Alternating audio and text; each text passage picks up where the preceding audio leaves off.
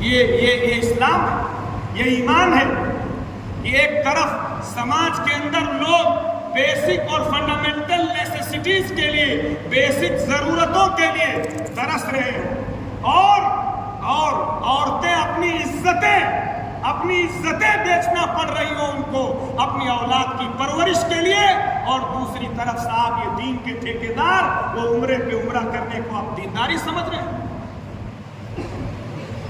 تو فرمایا انا وکافل الیتیم ھکذا، اگر ہمارے دل میں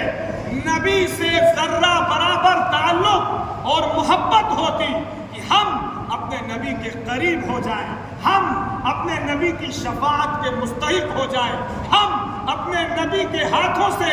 آب کوثر پینے کے لائق ہو جائیں۔ نبی یہ کہہ رہا ہے کہ جو آدمی یتیم کی کفالت کرے گا وہ کل قیامت میں ایسے میرے ساتھ